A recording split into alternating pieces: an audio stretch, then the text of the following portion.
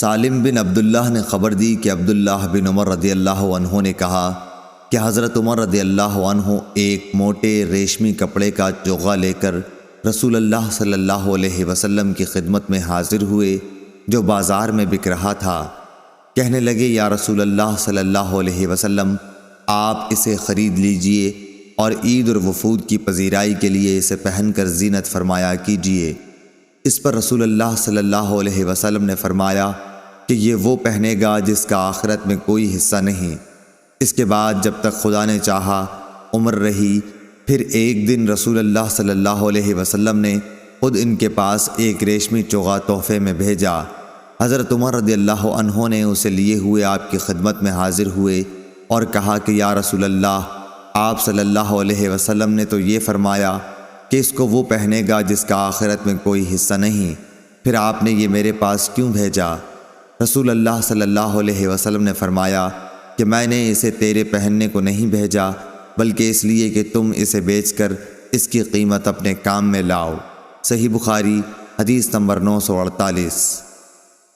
عمرو بن حارث نے خبر دی کہ محمد بن عبد الرحمن اسدی نے ان سے بیان کیا، ان سے عروہ نے، ان سے حضرت عائشہ رضی اللہ عنہا نے، انہوں نے بتلایا کہ ایک دن نبی کریم صلی اللہ علیہ وسلم میرے گھر تشریف لائے۔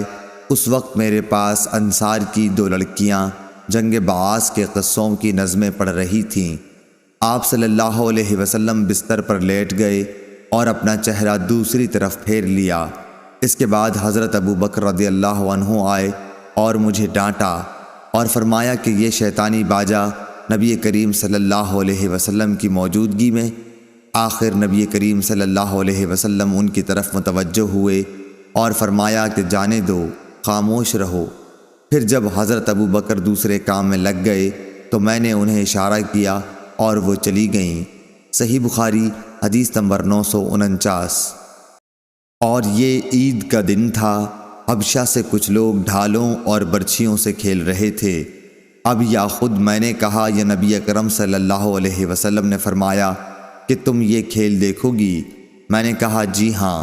پھر آپ صلی اللہ علیہ وسلم نے مجھے اپنے پیچھے کھڑا کر لیا۔ میرا رخسار آپ کے رخسار پر تھا اور آپ فرما رہے تھے کھیلو کھیلو اے بنی ارفدہ۔ یہ حبشہ لوگوں کا لقب تھا۔ پھر جب میں تھک گئی تو آپ صلی اللہ علیہ وسلم نے فرمایا بس؟ میں نے کہا جی ہاں۔ آپ صلی اللہ علیہ وسلم نے فرمایا کہ جاؤ۔ صحیح بخاری حدیث نمبر 950۔ زبید بن حارث نے خبر دی، انہوں نے کہا کہ میں نے شعبی سے سنا، ان سے برا بن عازب رضی اللہ عنہ نے بیان کیا کہ میں نے نبی کریم صلی اللہ علیہ وسلم سے سنا، آپ صلی اللہ علیہ وسلم نے عید کے دن خطبہ دیتے ہوئے فرمایا کہ پہلا کام جو ہم آج کے دن عید الاضحیٰ میں کرتے ہیں یہ ہے کہ پہلے ہم نماز پڑھیں، پھر واپس آ کر قربانی کریں۔ جس نے اس طرح کیا وہ ہمارے طریق پر چلا۔ صحیح بخاری حدیث نمبر 951۔ ابو اسامہ نے بیان کیا، ان سے ہشام بن عروہ نے، ان سے ان کے باپ عروہ بن زبیر نے، ان سے حضرت عائشہ رضی اللہ عنہا نے، آپ نے بتلایا کہ حضرت ابو بکر رضی اللہ عنہ تشریف لائے تو میرے پاس انصار کی 2 لڑکیاں وہ اشعار گا رہی تھیں جو انصار نے بعاث کی جنگ کے موقع پر کہے تھے۔ حضرت عائشہ رضی اللہ عنہا نے کہا کہ یہ گانے والیاں نہیں تھیں۔ حضرت ابو بکر رضی اللہ عنہ نے فرمایا کہ رسول اللہ صلی اللہ علیہ وسلم کے گھر میں یہ شیطانی باجے اور یہ عید کا دن تھا۔ آخر رسول اللہ صلی اللہ علیہ وسلم نے حضرت ابو بکر سے فرمایا اے ابو بکر، ہر قوم کی عید ہوتی ہے اور آج یہ ہماری عید ہے۔ صحیح بخاری حدیث نمبر 952۔ عبداللہ بن ابی بکر بن انس نے خبر دی اور انہیں انس بن مالک رضی اللہ عنہ نے، آپ نے بتلایا کہ رسول کریم صلی اللہ علیہ وسلم عید الفطر کے دن نہ نکلتے جب تک کہ آپ صلی اللہ علیہ وسلم چند کھجوریں نہ کھا لیتے۔ اور مرجی بن رجا نے کہا کہ مجھ سے عبید اللہ بن ابی بکر نے بیان کیا، کہا کہ مجھ سے انس رضی اللہ عنہ نے نبی کریم صلی اللہ علیہ وسلم سے پھر یہی حدیث بیان کی کہ آپ طاق عدد کھجوریں کھاتے تھے۔ صحیح بخاری حدیث نمبر 953۔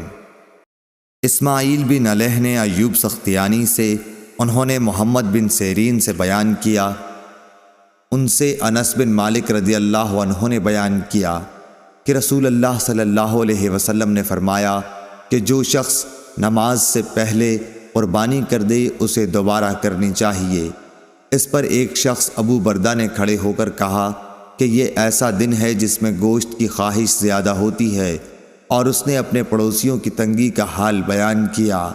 نبی کریم صلی اللہ علیہ وسلم نے اس کو سچا سمجھا۔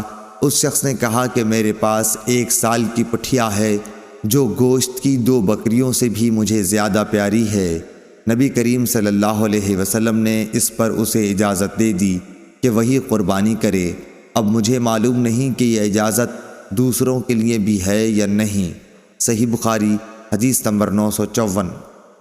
جریر نے بیان کیا، ان سے منصور نے، ان سے شعبی نے، ان سے براء بن عازب رضی اللہ عنہ نے، آپ نے کہا کہ نبی کریم صلی اللہ علیہ وسلم نے عید الاضحیٰ کی نماز کے بعد خطبہ دیتے ہوئے فرمایا کہ جس شخص نے ہماری نماز کی سی نماز پڑھی اور ہماری قربانی کی طرح قربانی کی، اس کی قربانی صحیح ہوئی، لیکن جو شخص نماز سے پہلے قربانی کرے وہ نماز سے پہلے ہی گوشت کھاتا ہے مگر وہ قربانی نہیں۔ براء کے ماموں ابو بردہ بن نیار یہ سن کر بولے کہ یا رسول اللہ، میں نے اپنی بکری کی قربانی نماز سے پہلے کر دی۔ میں نے سوچا کہ یہ کھانے پینے کا دن ہے، میری بکری اگر گھر کا پہلا ذبیحہ بنے تو بہت اچھا ہو۔ اس خیال سے میں نے بکری ذبح کر دی اور نماز سے پہلے ہی اس کا گوشت بھی کھا لیا۔ اس پر آپ نے فرمایا کہ پھر تمہاری بکری گوشت ہی بکری ہوئی۔ ابو بردہ بن نیار نے عرض کیا کہ میرے پاس 1 سال کی پٹھیا ہے اور وہ مجھے گوشت کی 2 بکریوں سے بھی عزیز ہے، کیا اس سے میری قربانی ہو جائے گی؟ آپ صلی اللہ علیہ وسلم نے فرمایا کہ ہاں، لیکن تمہارے بعد کسی کی قربانی اس عمر کے بچے سے کافی نہ ہوگی۔ صحیح بخاری حدیث نمبر 955۔ زید بن اسلم نے خبر دی، انہیں ایاز بن عبداللہ بن ابی سراح نے، انہیں ابو سعید خدری رضی اللہ عنہ نے، آپ نے کہا کہ نبی کریم صلی اللہ علیہ وسلم عید الفطر اور عید الاضحیٰ کے دن مدینے کے باہر عیدگاہ تشریف لے جاتے تو سب سے پہلے آپ نماز پڑھاتے۔ نماز سے فارغ ہو کر آپ صلی اللہ علیہ وسلم لوگوں کے سامنے کھڑے ہوتے، تمام لوگ اپنی صفوں میں بیٹھے رہتے۔ آپ صلی اللہ علیہ وسلم انہیں وعظ و نصیحت فرماتے، اچھی باتوں کا حکم دیتے۔ اگر جہاد کے لیے کہیں لشکر بھیجنے کا ارادہ ہوتا تو اس کو الگ کرتے، کسی اور بات کا حکم دینا ہوتا تو وہ حکم دیتے۔ اس کے بعد شہر کو واپس تشریف لاتے۔ ابو سعید خدری رضی اللہ عنہ نے بیان کیا کہ لوگ برابر اسی سنت پر قائم رہے، لیکن معاویہ کے زمانے میں مروان جو مدینے کا حاکم تھا، پھر میں اس کے ساتھ عید الفطر یا عید الاضحیٰ کی نماز کے لیے نکلا۔ ہم جب عیدگاہ پہنچے تو وہاں میں نے کثیر بن سلت کا بنا ہوا ایک ممبر دیکھا۔ جاتے ہی مروان نے چاہا کہ اس پر نماز سے پہلے خطبہ دینے کے لیے چڑھے، اس لیے میں نے ان کا دامن پکڑ کر کھینچا، اور لیکن وہ جھٹک کر اوپر چڑھ گیا اور نماز سے پہلے خطبہ دیا۔ میں نے اس سے کہا کہ واللہ تم نے نبی کریم صلی اللہ علیہ وسلم کی سنت کو بدل دیا۔ مروان نے کہا کہ اے ابو سعید، اب وہ زمانہ گزر گیا جس کو تم جانتے ہو۔ ابو سعید نے کہا بخدا میں جس زمانے کو جانتا ہوں اس زمانے سے بہتر ہے جو میں نہیں جانتا۔ مروان نے کہا کہ ہمارے دور میں لوگ نماز کے بعد نہیں بیٹھتے، اس لیے میں نے نماز سے پہلے خطبے کو کر دیا۔ صحیح بخاری حدیث نمبر 956۔ انس بن ایاز نے بیان کیا، انہوں نے عبید اللہ بن عمر سے بیان کیا، ان سے نافع نے، ان سے عبداللہ بن عمر رضی اللہ عنہ نے کہ رسول اللہ صلی اللہ علیہ وسلم عید الاضحیٰ یا عید الفطر کی نماز پہلے پڑھتے اور خطبہ نماز کے بعد دیتے تھے۔ صحیح بخاری حدیث نمبر 957۔ عطا بن ابی رباح نے جابر بن عبداللہ رضی اللہ عنہ سے خبر دی کہ آپ کو میں نے یہ کہتے ہوئے سنا کہ نبی کریم صلی اللہ علیہ وسلم عید الفطر کے دن عیدگاہ تشریف لے گئے اور پہلے نماز پڑھی پھر خطبہ سنایا۔ صحیح بخاری حدیث نمبر 958۔ عطا نے خبر دی کہ ابن عباس رضی اللہ عنہ نے ابن زبیر رضی اللہ عنہ کے پاس ایک شخص کو اس زمانے میں بھیجا جب شروع ان کی خلافت کا زمانہ تھا۔